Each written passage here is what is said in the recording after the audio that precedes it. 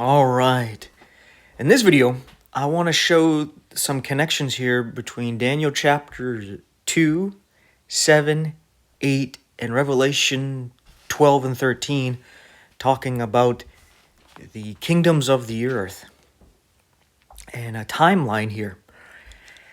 And some of this stuff may be stuff you already knew, a refresher here, but I want to make some connections here that maybe you haven't seen. So I hope you bear with me here, because I have to lay down this foundation before I can get to some interesting stuff here. So in Daniel chapter 2, on the left here, you can see how I numbered 1, 2, 3, 4, because you notice when we go through these chapters, it decreases. All right? In chapter 7, it's 1, 2, 3. In chapter 8, it's 1, 2. Revelation 12, 13, it's 1. And I'll explain in a moment here. But in Daniel chapter 2, we read about this statue. And it's a timeline. And it lets us know that this head of gold is Babylon. And that it's taken over by this chest and arms of silver, which ends up being Medo-Persia, a joint connection here. And then they are taken over by the belly and thighs of brass, which ends up being Greece. And then that is taken over by the iron, the legs of iron down here, which is Rome. But then there's a cutoff period. This cutoff period seems to be the age of grace that we are in. There's something going on here. We're right before the age of grace ends. Right? It's like we're being told about stuff that's going on before the age of grace, things that are going to go on in the age of grace, and then what happens after the age of grace. And I'll explain here.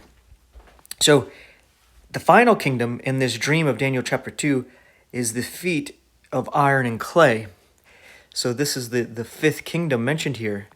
So it's partly actually Roman, right? Because at this time in this dream, this vision, there's a stone cut without hands, and it hits the statue right here where it has the 10 toes. The stone, I don't know where to draw this from. Let's just draw it from up here. Comes here, crashes down at the feet of the statue, destroying the statue, and then establishing the kingdom of heaven, a mountain that is going to encompass the whole earth. This represents Jesus. Jesus is the stone cut without hands. Jesus is the Petra, the rock that the church is built upon. He is the chief cornerstone that was rejected and has become the head. And whoever falls upon it will be broken, but whoever the rock falls upon will be ground to powder, as Jesus says. And that is a depiction of what we see in Daniel chapter 2. We have his first advent somewhere here in the time of the iron, and where it's actually starting to become mixed with clay, because clay represents mankind. It represents Israel, and or we can put here God's people. Well, how does it represent mankind? Mankind was made out of the clay, the dust of the earth. The dust and the clay seem to be interchangeable in the creation of man. In Genesis, it mentions man was made out of the dust of the earth. But then later on in the New Testament, it mentions how man was made out of the clay. Right? So, just to take that into consideration. Also in Isaiah and Jeremiah, Israel is referred to as clay, and God can mold them as he sees fit, because he is the potter. The clay doesn't get to make the choice in the matter, right? So he molds molds it as he sees fit. So when this final kingdom here is iron and clay, we know that it has to do with the kingdoms of this world, which we know are Satan's, because Satan is said to be the god of this world. That's why he offered the kingdoms of the world to Jesus if he would have just bowed down to him. Jesus didn't say, oh, these kingdoms are not yours, they're mine. What are you trying to offer me, my own kingdoms? No, he's just said, no, you worship God alone, right? He's going to come and destroy these kingdoms. He doesn't want them, right? So, we know that it's a mixture of God's people, mankind, Israel, apostate Israel, because the clay is said to be miry and hardened and baked, so it's dirty and baked, so it can't be really molded anymore. So it's apostate Israel, apostate Christianity, mixed with Rome and this Roman government, right? We know it has something to do with that, right? And I hope you're seeing that, because it also tells us something strange in Daniel chapter 2 about the iron and clay. It says, at this time of these kings, that's how we know the 10 toes represents 10 kings. We already know that it's not talking about the kings of these statues, because each one of them takes over the kingdom, right? These kingdoms fight. They're replacing one another. So when it says the time of these kings, we know it's talking about that final kingdom, and the 10 toes are representing 10 kings. And we can see this not only because it says in the time of these kings, plural, but when we compare the rest of scriptures, what we're going to do in a moment here, you'll see that, oh yeah, there's 10 kings in this final kingdom. So that's what those 10 toes represent. And it says at that time, they shall mingle with the seed of men. And I believe this is a reference to what Jesus said it's going to be like in the days of Noah, when he comes and returns to destroy everything, right? That final judgment. Or I shouldn't say the final judgment, but where the time of grace is done, and we have the time of Jacob's trouble, and he's going to return and destroy all this to establish the millennial reign, the 1,000-year time of peace. So, the days of Noah, the fallen angels mingled with the daughters of men. So there's going to be something similar going on. Not to mention iron and clay can also represent machinery, technology, mixing with mankind. Right? So, there's a lot that can be said just about that right there. But everything else, I guess I'll hold off on that. If there's anything else that comes to mind, I'll do my best. And now let's go over to chapter 7 here. And there's something interesting that you should read before you go through this on chapter 7, because a lot of people like to say that the lion is just Babylon, and the bear is Medo-Persia, the leopard is Greece, and then the 10-horned beast is Rome. This is not the case because of two things you'll notice in Daniel chapter 7. The first thing in that you notice is that these beasts don't fight. All right, it doesn't say that one beast comes up and replaces the other one. All right? Basically says that these beasts just kind of rise up.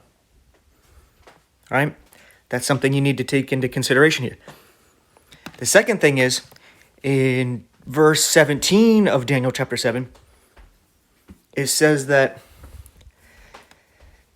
these beasts come up hereafter, right? And during the time that this is being said is at the last king of Babylon, right? That last king of Babylon, I believe Belteshazzar, if these kingdoms rise up after him, then those beasts would not represent the order in which you think, right? The lion wouldn't line up with Babylon. The bear wouldn't line up with Medo-Persia, because the lion rises up after Belteshazzar, the last king of Babylon. So if they do line up, they line up more like I have them here, right? Which is something to take into consideration, right? And I probably would not make this connection, but there's been people that brought it up, especially from videos from Peter Ruckman. This part here is something from Peter Ruckman and what I've learned from him. And he was saying this lion, because this period here, in Daniel chapter 2, I'm going to rewind for 1 second. Daniel chapter 2, this is a period leading up to the cross, to where the age of grace starts, right? Now here, this appears to be where the age of grace is going on. This is the age of grace right before it ends, right? So this little section here about these beasts, this is about, again, Gentile kingdoms here, but during the time of grace, right up to the point where we get to the same 10-horned beast. And this is how we can tell that we're pretty close. So if we take a look at this here, excuse me, the lion has wings, so it's a griffin, right? It's not just a lion. I know some people like to say that the lion represents something like Iran, because they use a lion as representing their country. But this is a winged lion, which is a griffin, which connects to Britain and their symbolism for their nation with the griffin. And at one point, they were a very strong nation where the sun didn't set on the British Empire.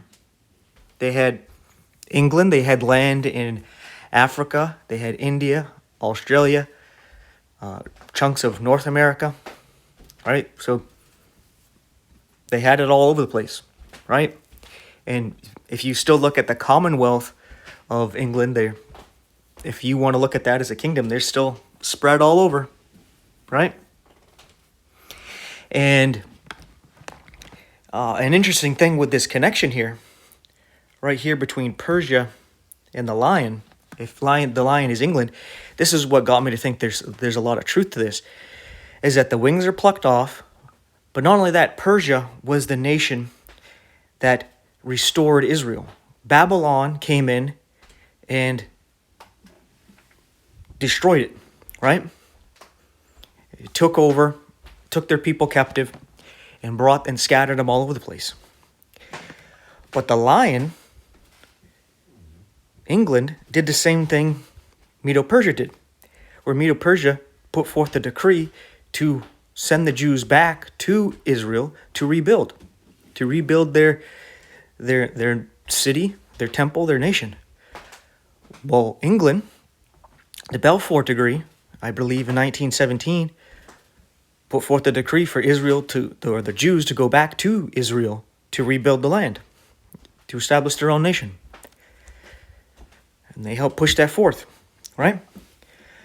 So when I heard that, I was like, okay, that actually makes some sense. There's a connection here, right? So then with the second beast, the bear, would line up with Greece.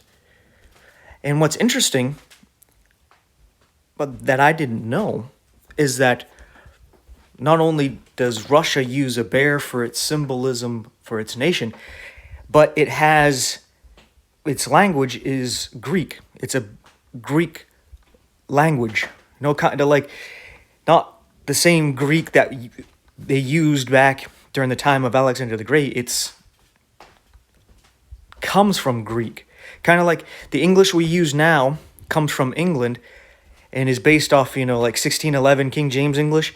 You know how we can still understand 1611 English, but it's different, right? It's in that same way that Russia still uses the Greek alphabet, but the language is a little different. And they're also raised up on one side. This bear is said to be raised up on one side. And when you look at Russia, at the population, if you look at a map, you look at their nation, and you have a map that's able to show you the population, you'll notice that the whole population of Russia is basically on the eastern side of the nation.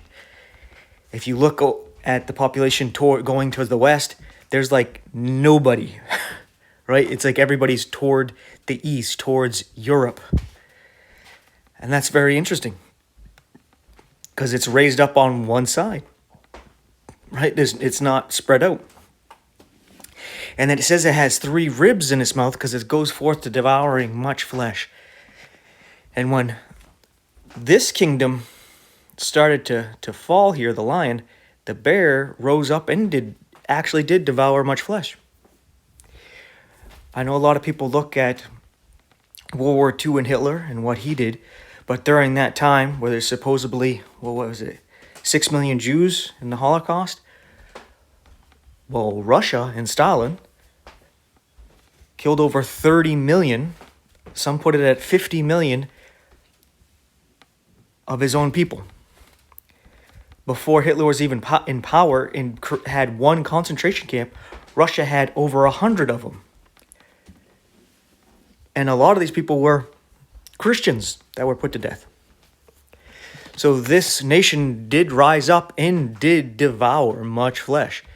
And you can even say they're doing it now, where they're trying to take Ukraine, right? And maybe they'll end up taking it, and maybe they'll take some other places as well, because they're going to rise up and devour much flesh. And we know that the prophecies concerning Rush, Gog and Magog and what have you, appears to be from Russia, and maybe they get the hook on their nose to come after the Israel that the previous kingdom here actually put forth the decree to actually establish. So then the leopard, you notice how I put 4 L's here, because it's a 4-headed leopard.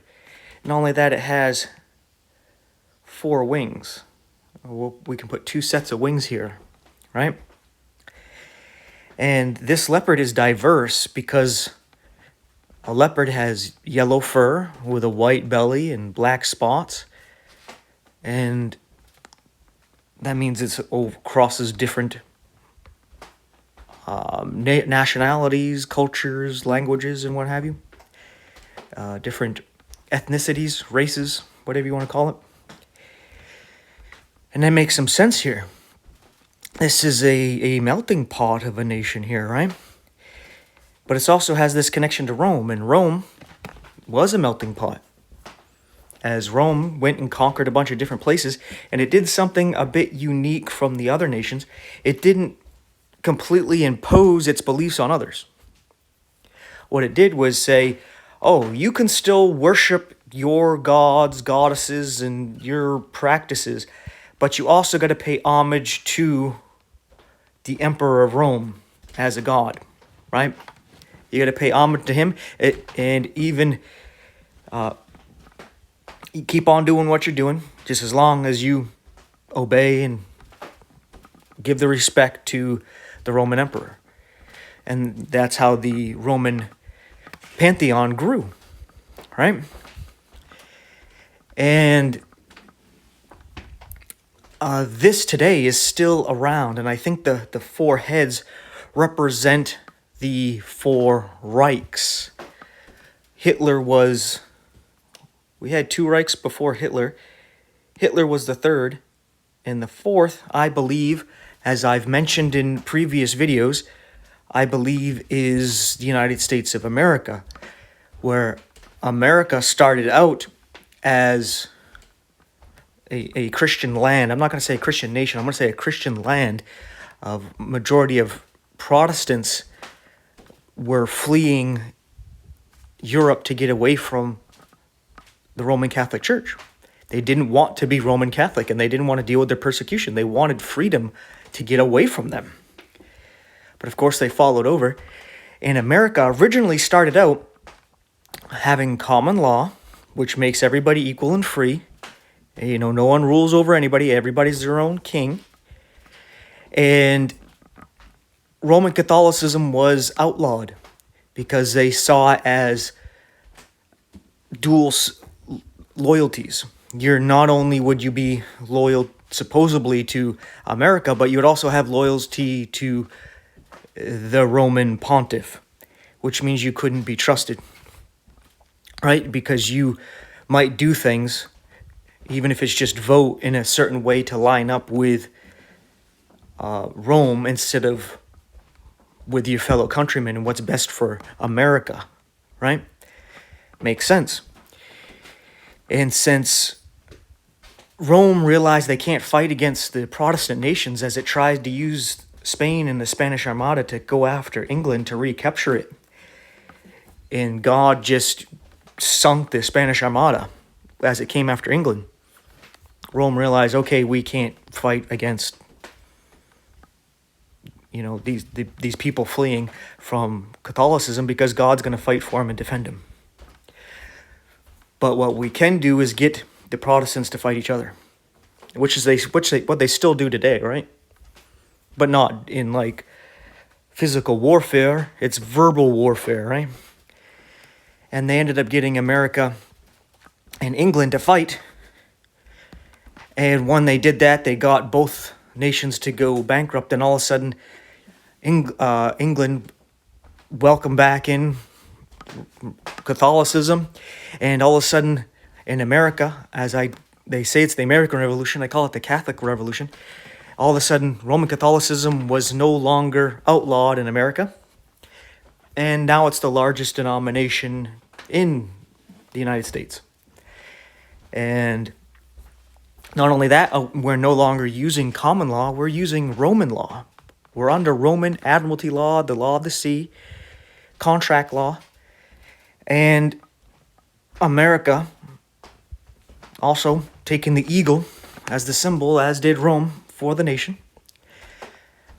We can see here so many things that line up with this leopard being America. And this is the fourth head. And it's also connected to the UN, which is basically Europe and all the nations that made up the other three heads. Germany, Italy, and some people don't realize, but the Vatican, the papacy, actually first had its headquarters in France. So you got these different connections there. And it makes some sense here. And then at the end of all of this, we got this third beast mentioned here. There's a fourth beast, but this beast, it doesn't have a description. You know how there's a lion, a bear, a leopard? This fourth one, it just says it has 10 horns, but it doesn't say that it's like a rhinoceros or like an elephant or like a lizard or like a bird or anything like that. It just mentions that it's a beast. So it's like an indescript beast that has 10 horns, right? This is something to take into consideration for when we go to Revelation. But it's also, you can see its connection to that it is an amalgamation, right? Because it's not a normal beast. It's a mix, iron and clay. As it's like those 10 toes on that final kingdom. So we see here that when we have these three kingdoms up here, right? We're at that final stage. So we know that final beast is going to be mainly Roman or American. People say America is not in Bible prophecy. It is if you realize America is Rome and it's the revived Roman Empire. If you realize that and you can see all the Roman architecture and Roman gods and goddesses and their statues around Washington, D.C. and the other federal monuments and stuff, it's right there in front of your face. You're just oblivious to it. You're not paying attention. And since they put in God we trust on the dollar or on the currency, you think that means your God, the Christian God, Jesus Christ. But that's just because you made an assumption. They said God because it's ambiguous. Because if America fell right now, and 100 years later people came and were going through American archaeology and all the different stuff that had to tie to America, you would think America's a pagan nation. And anybody who would pay attention would see that, especially with the Statue of Liberty, a giant idol. in New York, for example. That's completely anti-Christian to have a giant idol, right? And there's so much that's tied to that statue that you probably don't know about. But it does tie into being Babylonian confusion, male or female, or right? All these different things. But anyway, you notice that in chapter 2, it goes 1, 2, 3, 4, Antichrist. In Daniel chapter 7, 1, 2, 3, Antichrist. Right? And then in Daniel chapter 8, it's 1, 2, Antichrist. So 1, 2, 3, 4, 1, 2, 3, 1, 2. You notice it's starting to narrow things down. So if we realize this, we can use this as a focusing lens. Right? Because over here, when we go to Daniel chapter 8 now, we notice that there's a ram, and that's why I have these two, looks like C's around the ram, because it has one horn bigger than the other, right? And then you have a goat with this prominent horn. And yes, in the chapter, it says that the ram is Medo-Persia and that the goat is Greece. But I believe that there is multiple layers to this, because after looking at this and focusing on this, I started to realize something here. With the ram being Medo-Persia and how they conquered Babylon, which would be today, Medo-Persia would be Iran, and Babylon, whom they conquered, would be Iraq. The goat has one prominent horn that comes up, right? And it breaks the horns off of this ram. Well, we already seen one of the horns broken as America, Desert Storm, and what was the other operation where we went in and finally took out Saddam Hussein? Went in there and took over Iraq or Babylon, right? Which is what the goat does. The goat marches in there, takes over, and that's exactly what we've done, showing, hey, America lines up with this goat and what's going on, because what's going on right now with Donald Trump? They're getting ready for war with Iran. I don't know if you heard news about the peace talks are going a little sour, trying to get a nuclear agreement with Iran, and it's not really working out. Israel says, well, we'll just attack them without your support, America. Right? But we see that the iron and clay are mixed there because Israel's kind of mixed in there with America, with Rome, just kind of like we've seen in Jesus' time here, right? We're seeing that same connection. And America has told its military families and places to evacuate the areas of the Middle East over there. And when Donald Trump was asked why he's doing that, he said, you'll see. So something might be going down and pretty soon, right? Something might be going down. And yeah, we find out that after the goat takes out the ram, breaks off the two horns, we notice that it too is taken down. And I believe this represents the deadly wound. Because what comes up afterwards? The little horn speaking blasphemous things. And I think this has to do with some of the occult stuff that ties to America, where they look at America as being not the eagle, but a phoenix, where they believe it's going to burn, but it's going to rise from the ashes stronger than it was before. So it's going to have this notable horn broken. It mentions 4 rising up, right? 4 horns. Kind of like the 4 heads, right? I think that's mentioning the Fourth Reich. And that little horn comes up out of all this, right? And that little horn has to do with things that happened in Israel. And I believe that has to do with Donald Trump. I believe all the stuff that's going on will end up changing America, whether it's civil war and unrest that keeps pushing to a martial law, and then it'll turn into a dictatorship here, or some terrorist attack, which is people have been threatening a new 9/11, and then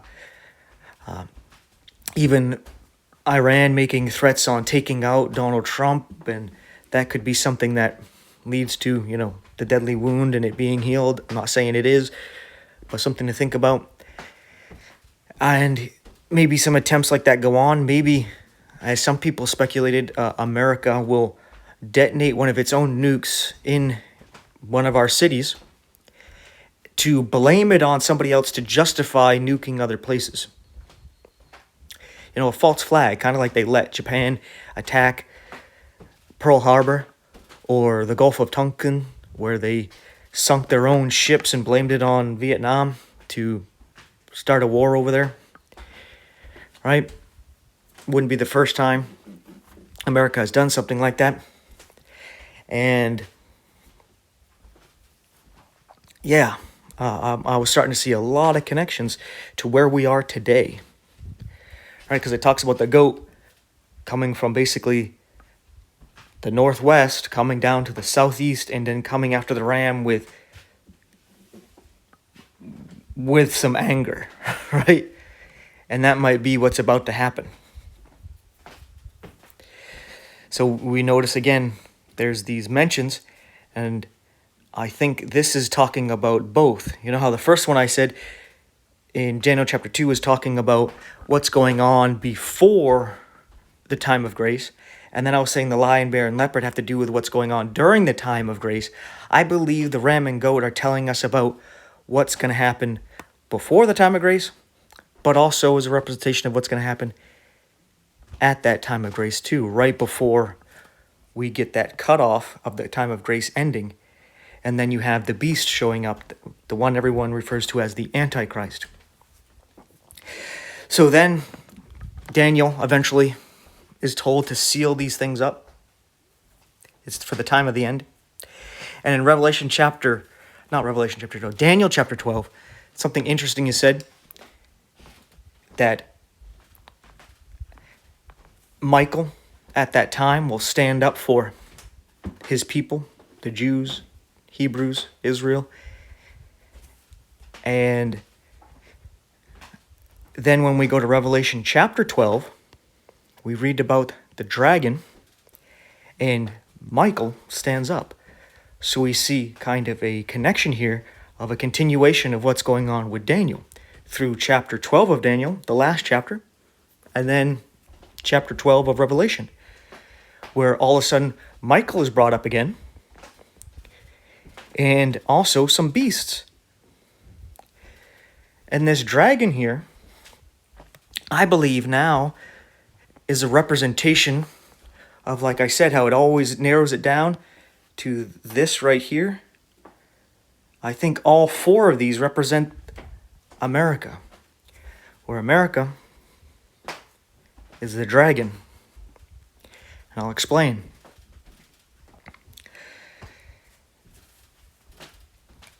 America obviously is a cult or a cultic nation, a pagan heathen nation that just claims to be Christian, just like Catholicism.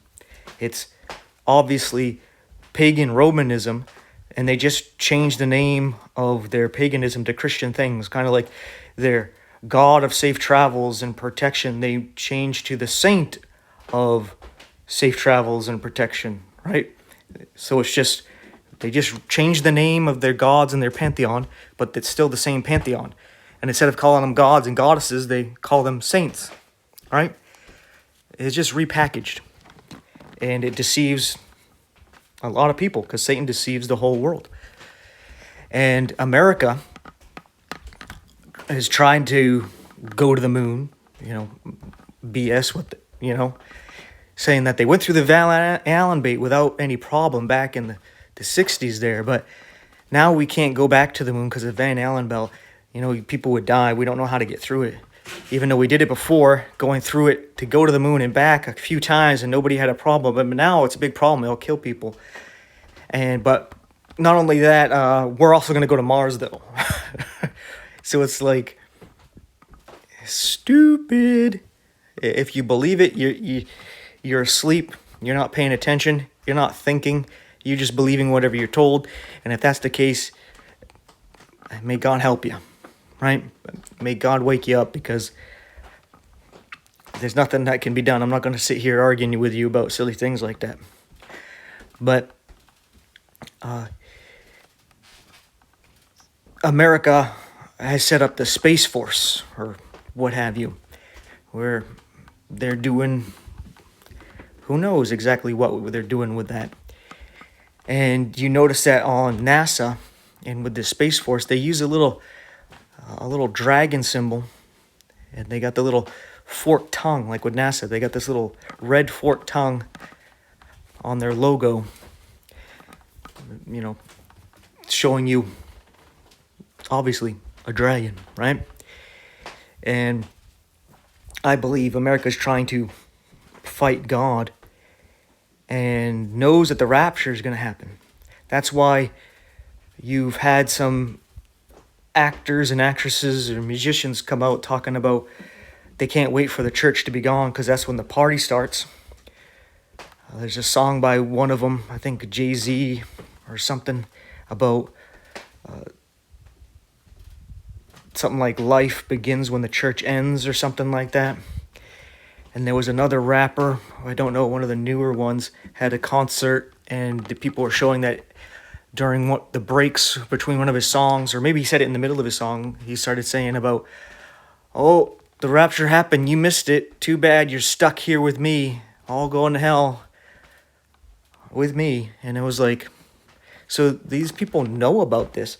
There's even the New Agers talking about how, there's people that are going to go missing, but it's the aliens took them because they're not ready to go through what the world needs to go through to evolve and to be better, right? And that's just making an excuse for the rapture, right? So, in Revelation chapter 12, it says that this dragon is getting ready to devour the man-child as soon as he's born, representing Jesus, but also his whole body, the church. And it says that man-child is taken up. And I believe Space Force might be one of those things Satan tries to use to try to prevent it. Not that he can, but I think he's going to try. Because it's going to be like the Exodus, where Egypt came after, the Pharaoh and the armies of Egypt came after Israel. Even though a pillar of smoke stood up to keep them from coming after them, while Israel went through the Red Sea. And for some reason, the Pharaoh and his army thought, hey, we can go through the parting of the Red Sea too, and it's not going to close on us. Nothing bad's going to happen to us. Let's just run through this, and we'll get them. And it was like, what were you thinking? And that's just how Satan is, right? Not the brightest, not the brightest crayon in the box there. And I think he's going to do that to try to prevent us from going. And I think there's going to be war in heaven. And we already see that a bit, where America supposedly has shot down UFOs or recovered crashed UFOs and has taken technology to build their own. I think there's a lot of things that are true about this. And I think this is going to have something to do with the war in heaven. That talks about in Revelation chapter 12. But then the dragon is cast down by Michael, right? So that dragon is cast down. And like I said, with all these, Rome falls. The America, as the leopard, as the goat, falls, going to receive this deadly wound. The dragon falls, but they believe about this rebirth from the flames, right? And I believe that rebirth is down here, right? the iron and clay, where America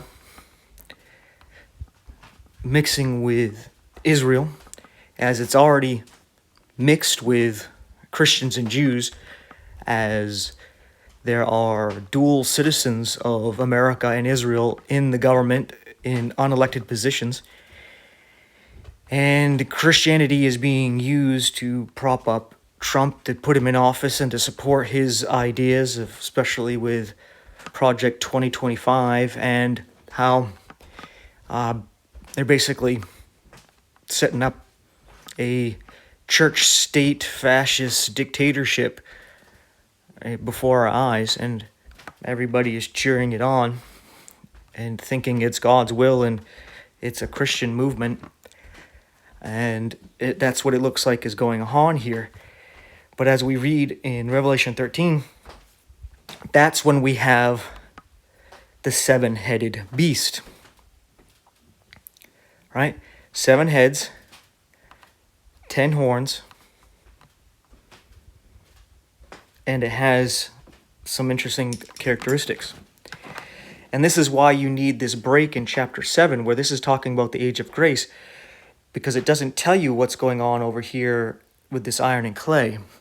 Right? The iron is actually these kingdoms, where it tells us in Revelation 13 that the beast, where it has 7 heads, represents the 7 heads from the beast in Daniel chapter 7. Because it has a body of a leopard. So that would mean it has the 4 heads of the leopard, right? It has the feet of a bear. The mouth of a lion. So there's 6 heads. And then it has that final beast. The 7th head. Right? And the 7th head might actually be because it's something that's not here. It's something unearthly. As in, these fallen angels return, claiming to be aliens, and they make up that 7th head.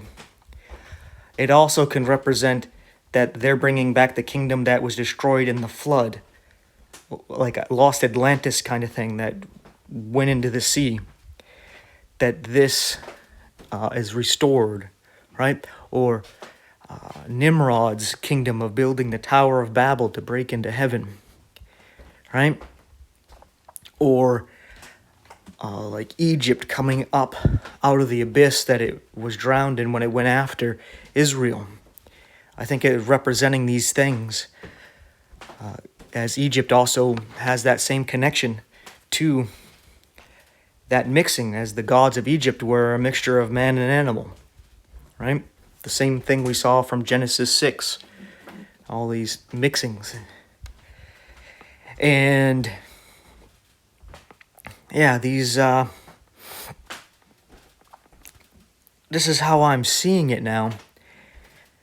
And I don't quite see the final beast, but I see we're at the verge to it. And I know also that that dragon mentioned in Revelation chapter 12 has 7 heads, and America does not have 7 heads. You can argue the 4 heads representing the Fourth Reich, right? But 7 can also represent that it's trying to represent the church with the 7 churches, right? It's trying to represent that. A supposed completion, because 7 would represent divine completion. 4 can represent earth. So 4 heads can represent ruling the earth, and 7 would be representing completion. Not saying that they don't represent the literal numbers, but it could also represent the 7 continents, right? And 7 seas. A lot of things that have to do with 7. But I also believe that these beasts and what have you represent spiritual things. As the dragon, I believe, represents ultimately Satan, who's the god of this world, and I think he's running things through America. And the Statue of Liberty represents him. It's a statue made after a painting, a French painting of Lucifer holding up his torch, because he's the light bearer, leading forth his legions. And that's the name of the painting, Lucifer leading forth his legions. And he has a chain on him with an apple in the painting. And he has a crown with the 7 rays of light. And the Statue of Liberty looks just like the painting, holding up the torch, the 7 pointed crown, has a chain around the ankle with an apple there. Right? Hence the name Big Apple over there in New York. So we can see that there. And it's supposed to be Lady Liberty. Again, tying to that confusion where, I mean, it can look like a man. It looks kind of like a guy. But is it a woman? They say Lady Liberty. But it's Babylon, right? Confusion. It's meant to be like that. In a land where we're heavily promoting such things as confusion in many different ways. So it fits. And, yeah. I think this about wraps it up. I'm just taking my time here to see if anything else pops into my head. But let me know what you think about this quick little study going over the comparisons of these 3 chapters. Now, what I recommend is obviously reading those chapters. Did I say 3 chapters? Because I didn't mean to say that, if I did. But these chapters. Daniel's chapter 2, chapter 7, chapter 8, and Revelation chapter 12 and 13. So we got 5 chapters there. You can read those over if you so want to, and compare it to what I'm saying here to see if you think that it lines up, or there's certain things said that doesn't line up that would just knock over what I've said already. But I think this is how everything is, and we're at that verge, right? Because the goat is going after the ram, and the dragon is getting prepared for war in heaven, right? I see this all lining up. There's even people who call Donald Trump the new Caesar. There's people who talk about him being tied to Apollo, with his worship of Apollo, through which you can see in how he decorates his suites, his penthouses, and his towers there, with stuff that has to do with Apollo, the sun god, and dealing with gold. And how in Revelation it talks about at 9:11, Revelation 9:11, Apollyon released, or Abaddon, and people are talking about a bad dawn, a bad Donald, right? You know, some interesting things there. And the new Osiris being anointed as Osiris in the ceremony they do to inaugurate the president. Something you might want to look into with that as well. And how he went to a Jesuit school, and how he's the one bringing forth the Abraham Accords, right? An Abrahamic covenant, right? Bringing in this peace deal, being the writer of the book, The Art of the Deal, right? He's trying to make deals instead of fighting, right? He's trying to be a peacemaker, right? There's so much tying to this guy being that guy. And he's an old guy, so there's not a lot of time left for him. And we don't know what's going to come about this weekend. This weekend's supposed to be his birthday, I believe on the 14th, on Saturday, where they want to have a military parade that's also on his birthday for the 249th or 250th anniversary of the Army, their birthday. And he wants to have a military parade. And people want to protest. So that might be used as an excuse to push in some kind of martial law and use the military to go against the citizens of America. More excuses to do these things. And yeah, I wouldn't be surprised that they're trying to push the events to rile people up. That's why I've always told people to,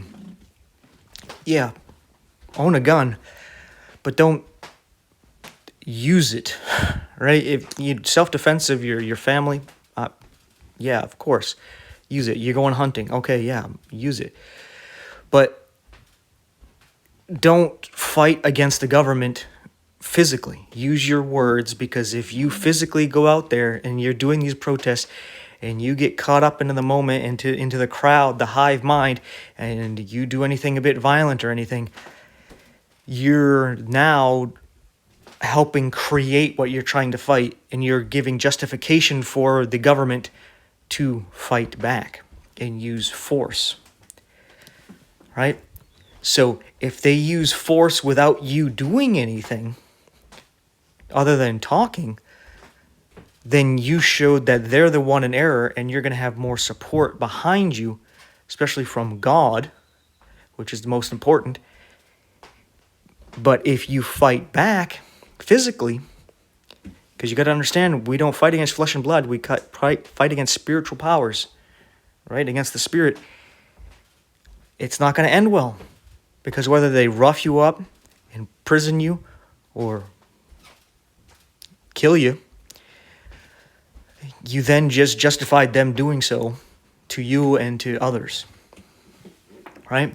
So don't get caught up in that, right? And don't give them an excuse to be like, oh, we have to start taking away guns because people are using them to shoot at the government. Don't do it, right? You got to find different ways to oppose them without using violence. One of the best ways is to do your best to unplug this out of the system and live off grid. Then what they're doing doesn't matter anymore, right?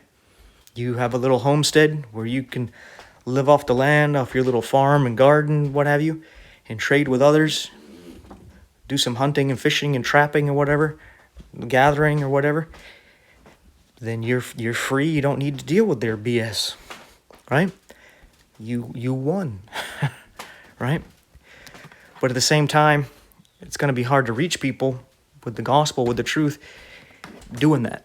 So I think part of our lives as Christians is a sacrifice, doing such things for the sake of being able to come on here, for example, and use the internet to reach people, right? And this might end up putting us out on the street or putting a target on our backs in one way or another, but it's a sacrifice, and I think it's a sacrifice we all ought to make. It even says in Revelation, those who live by the sword will die by the sword. Revelation 13 talks about the people who want to rise up, and God has given this authority over to this beast, so you cannot fight him because you're actually fighting against God and his judgment. He's basically bringing forth the Antichrist to judge the world. And if you fight against that, you're fighting against God's judgment. You need to accept it. Right? Kind of like right now, you need to accept God's judgment and not fight against it, in that you're a sinner. And right now, metaphorically speaking, spiritually speaking, you are crucified, condemned to death and hell for your sins, your sinful nature, and your impure heart. And there's nothing you can do about it to save yourself. You are justly condemned. You don't deserve heaven, you deserve hell. And you need to accept this truth about yourself, that if you were before God, who is perfect, you would see how any little imperfection about your character would just be overbearing, and you couldn't stand to be in his presence. What you think is not a big deal, and you're not as bad as other people, when you stand before the righteous and holy, holy, holy God, and then you look at yourself, you're not going to be able to handle it. You're going to realize how filthy you really are. And you need to accept that judgment now and not fight against it. don't fight against it, accept it and die by faith in Jesus Christ, by joining to him as one flesh, so that you die through him. You call on Jesus for his mercy, his grace, for his salvation, because those who call on the name of the Lord will not be ashamed. All right? You do that, and by faith you lay down 100% of yourself, your life, your past, present, and future, your righteousness. Just laying it down before God, saying, this is my garbage, and this is all I got to offer you. This is all I got. I know it deserves hell and it doesn't deserve heaven, but I'm calling on your mercy and grace so that God will give you 100% of him, his perfect life that Jesus Christ lived, his past, present, and future, and his righteousness to cover you. If you can accept that judgment and face it, not fight against it, that's where you'll receive your salvation. But you see, a lot of people fight against that judgment, and they're going to be left behind here. And since they're going to be left behind, God's going to then judge the world, but this time you got another chance to accept it. Understanding you're here because you deserve it. And that's why you're going through it. Don't fight against it. You're fighting against it, then you're still fighting against God's judgment. You're not accepting it. You don't accept the fact that you deserve it. You know, like I hear people talking about lately, don't complain that life's not fair, because if life was fair, you'd be on the cross right now. A lot of people don't believe that about themselves, though. But it's true. So, I think that's a good way to end this video, getting the gospel to you. So, if you enjoyed the video, please take a moment to pray to our Heavenly Father that He gets the message out there, right? That He keeps all of us, His born-again believers, going, and our ministries that He's given us stewardship over going. He puts a hedge of protection around us and gives us perseverance, strength, and endurance to keep on keeping on and trucking through life no matter what comes our way, that we'll keep on keeping on until He comes and gets us.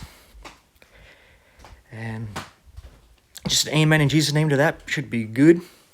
But if you want to help us some more, there's some other things you can do.